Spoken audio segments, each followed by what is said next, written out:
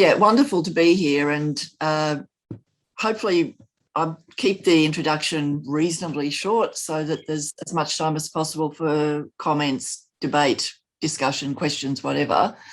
I feel I'm doing a bit of two things. One is a bit of an outline of a general political argument that's taking place, I think, around the international left, which the From Little Things, Big Things Grow relates to, and talking a bit about, well, what have we done in Australia in terms of how we've built socialist alternative that kind of comes down on one side of this argument, if you like. But I want to begin with something grander, which is something that Lenin wrote in What Is to Be Done in 1902, which I think, I just love this because of its confidence and actually knowing the situation that Lenin was in at the time. Give us an organisation of revolutionaries and we will overturn Russia. And don't we all feel that?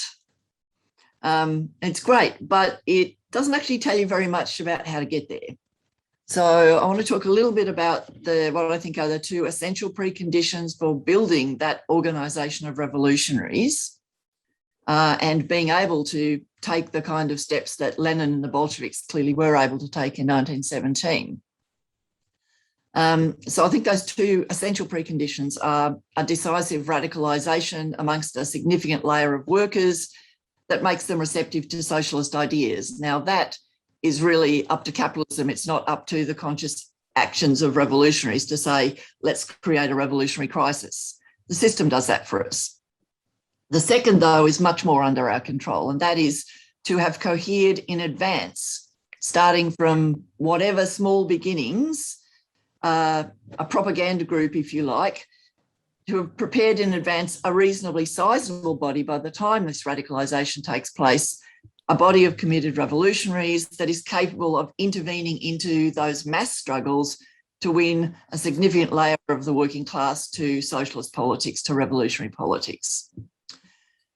Now, I think that the way in which we in Socialist Alternative have tried to, and it's what's outlined in the little book, tried to work out how to do this, how to get from very small beginnings to something more sizable, is quite counter, I think, to the widespread views of the international left, which I think you could sum up by saying that building a small group with distinctive revolutionary politics is both sectarian and counterproductive.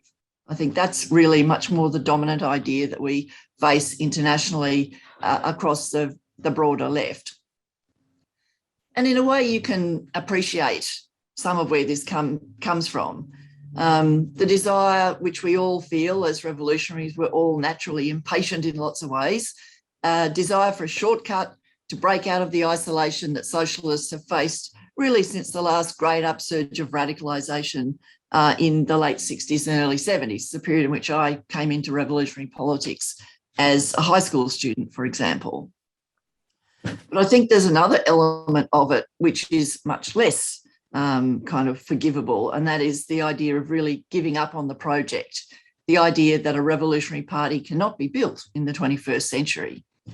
Now, I'm not going to have time to go through these arguments in detail, but I do want to mention, I think, two in particular. The first is a fairly long-lasting one in terms of it's had currency pretty much continuously for the whole of this century at least, and that's the argument for a broad left party. That is, instead of an ongoing battle against all reformist ideas, the argument for building an organisation that basically fudges these questions. Now, of course, I said it was something that's been continuously around for the whole of this century, but of course it's an old story. That broad socialist parties which combine revolutionaries and reformists, you need only look at the Second International and how that ended. And of course, that disaster was not the only one. There are plenty of modern disastrous examples, whether it's Communist Refoundation in Italy, the Workers' Party in Brazil, and I'm sure comrades can think of plenty others. But this doesn't mean, just as a kind of a side note, but I think a one worth making, saying this about these broad socialist parties does not mean that if left reformist or centrist parties, particularly those with mass working class support, were to emerge in the future, that revolutionaries should turn their back on them. They may well provide important opportunities for revolutionary intervention, but they tell us nothing about how those revolutionaries should organise themselves in order to be able to most effectively make that intervention. The goal of revolutionaries intervening in any such forces should be an organised attempt to win away from them, not to join them, but to win away from them the forces needed to create a genuinely Marxist and revolutionary party.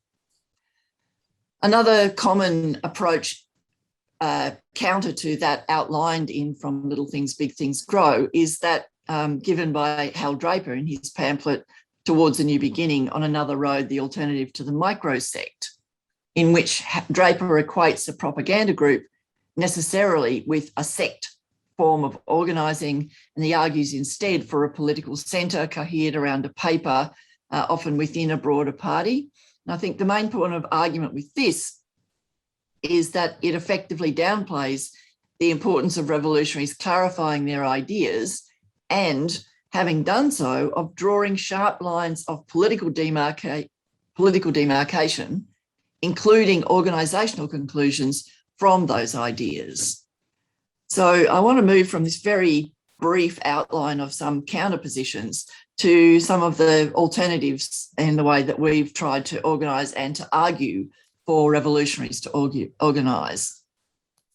I'll go back. I'm not going to give you the whole history of socialist alternative, comrades. I would alert comrades to, and Jordan can possibly post this in the chat when he's not outside smoking, that we have an article in the first issue of our theoretical journal, the Marxist Left Review, by Mick Armstrong, actually going through the kind of history of our formation and so on, because I simply can't do any of that justice here, and it's really not the point. So a little bit about the background, though. Despite a generally difficult political climate in Australia, Australia's hardly been the centre of, no, that's not the one. But anyway, that's a useful one to read as well. Despite a generally difficult political climate in Australia, Australia's hardly been the centre of any of the mass struggles that have broken out since we were formed in 1995. We have made modest steps forward. We're now the largest organisation on the revolutionary left in Australia, which I realise is not saying very much. We have around 400 members in a country of 25 million. That gives you a sort of perspective. That in the course of our organisation's existence, we've established a base amongst students on most campuses in the country, and also a series of our members, many of them ex-student radicals themselves, people who were trained as student activists in socialist alternative, now carry out serious union work in a range of white and blue-collar unions. Now, our basic argument is that to have a credible perspective for building a revolutionary organisation today really needs to be based on two key elements. The first is a realistic assessment of the political environment that you're operating in. What's the political situation? The second is a hard-headed assessment of the strengths and weaknesses of your own forces. And I think the first is pretty obvious. We need to operate in the real world, not in the one we'd like to see. So I want to speak a bit more actually about the second, that a socialist group will never be built by grandiose ideas that take no account of its real capabilities. And I think understanding what you yourself are as an organisation is often neglected, either in the sense of you just kind of pretend that you're something that you're not, or it's just never really talked about at all. So our starting point, and I'm sure you've discussed this when you discussed the earlier part of From Little Things, Big Things Grow, is that small revolutionary groups are, for obvious reasons, reliant on our ideas, and we're reliant on those ideas to influence relatively small numbers of people. That doesn't mean that we should be passive or inward-looking or content to have a comfortable closed circle of supporters. Far from it. But I think without this understanding of reliance on ideas, there can be a real downgrading of things that I think are essential for building a small group. The need for political argument to convince people of socialist ideas, the need for political clarity rather than going along with other kind of Marxist adjacent ideas, shall we say, that seem like close enough is good enough. It never is. For revolutionary groups to go forward, they have to understand the basics of Marxism and apply them to events in the world. That's a kind of truism. But having a grasp of Marxist politics, I think itself is not sufficient. And so socialists, I'm indebted to James Cannon's work in relation to this. I think he put it so well. Socialists have to be able to answer the central question in politics, what to do next. And I think to overstate your ability to lead struggles, to reject a hard-headed assessment of your importance in the world or your unimportance in the world is really worse than useless, because the only people fooled by this will be the socialists ourselves, and subsequently we'll mistrain our own members if we proceed in this way. Again, a favourite phrase of mine from Cannon, you can't jump over your own shadow, that you can pretend that we've got this amazing ability to do things. Well, no, actually we don't. But as I said, having a realistic assessment of that is not the same as being a passive discussion circle and so on. The times are far beyond that need. We need more than that. When opportunities arise to work with others in campaigns, for example, we have to do so. We have to argue a way forward for the campaign, but we're never just movement activists. Alongside this, and really the movement work is useless without this, is the vital work of building a socialist organisation, trying to meet and recruit contacts, finding somebody who thinks they might be open to revolutionary ideas and pushing that argument as far as you can, organising socialist meetings, selling our newspapers and so on. The list is probably well known to all of you. And so, for example, when the political climate shifted internationally, and this was felt in Australia with the emergence of the anti-capitalist movement in Seattle in end of 1999, for us in Australia in 2000, really much more so with the big protests against the World Economic Forum that took place in 2000, and then with the major anti-war movement muted in 2001, sadly, in relation to Afghanistan, but much bigger, enormous really, in 2000 in the prelude to the war in Iraq, then obviously we had to respond enthusiastically. And we were able to make gains as an organisation by a combination of arguing principled socialist politics and involving ourselves wholeheartedly in the campaigns that emerged. But we did not, in any of this, pull our punches politically. We said what we thought, both about the campaign, but to anyone who was interested, we said what we thought about the system, about capitalism, about the need for revolution, and so on. I think another issue that arises from having a realistic sense of your small size is to recognise that small Marxist groups can't recruit and hold new members on the basis of hyped up agitational rhetoric. And certainly at the time of the anti-war movement in 2003, that was a big temptation. But actually, such overstatement, look at this, there's 1 million people on the streets, we're leading them. Actually, comrades, you're not. And so we were able to, that overstatement really doesn't help to build a layer of experienced members. What it helps to build is basically a layer of bullshit artists. What you want is experienced members who are well-versed in the politics, who are capable of assessing the tactics needed to build the group and of taking initiatives to lead the work on the ground. And you can't train Marxists on wishful thinking or basically lying to yourself.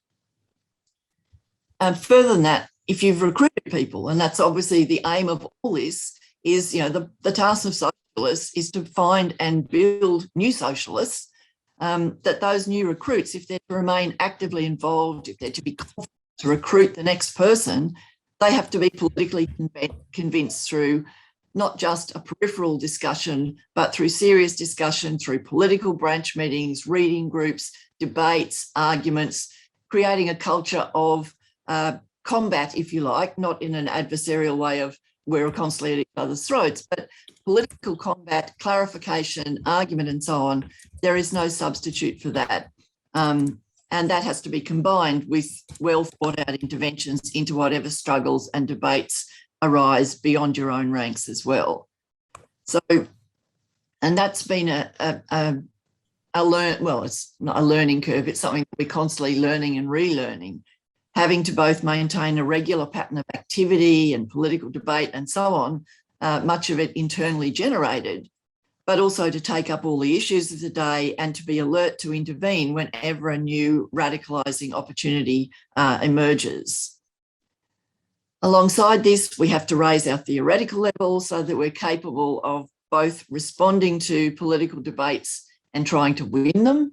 It's not just a matter of, oh, there's an interesting political debate in society, we really have no idea what we think about this.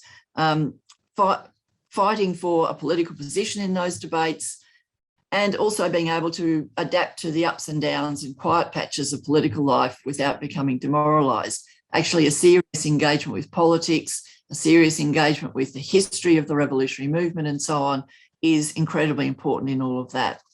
And it's been on the basis of all of this that Socialist Alternative have been able to play a leading role in a range of campaigns. Again, having said that, modesty is the order of the day. I'm not here to blow our own trumpet of, that nothing would have happened without us. But we think of the most serious and important kind of political campaigns, particularly of the past 10, 15 years, that we have been able to play a leading role, often an initiating role in a series of campaigns, from that for equal marriage rights, which we won in 2017, the work that we've done around Palestine solidarity, that the main organisations across all the states in Australia now that take up the issue of Palestine as an activist issue are led by our comrades, or our current response we were mentioning, briefly chatting at the beginning of this, our current response via the campaign against racism and fascism to the growth of right-wing COVID denialist rallies in Melbourne, and probably, well, we've seen some of them elsewhere as well, although the Melbourne one was certainly the most overtly fascist and the most overtly anti-working class. And at the same time as playing that role in the activist campaigns, we have managed to build up our annual Marxism and Socialism conferences to be the largest forum for left-wing discussion, debate and political education on the Australian left.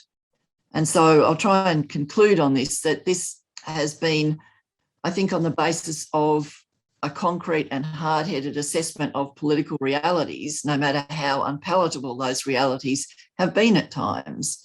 And really, I think that there is no alternative but to organise the forces that do currently exist on a clear political basis, to be prepared to argue things out rather than to accommodate to find what appears to be a broader audience, but which will be an illusory one if you haven't got genuine agreement. And you need to do this even if there are only 20 of you, 200, 400, 1,000 or whatever. I think those tasks remain the same for anyone that's trying to do the project that Socialist Alternative has set ourselves. And I'll leave it there.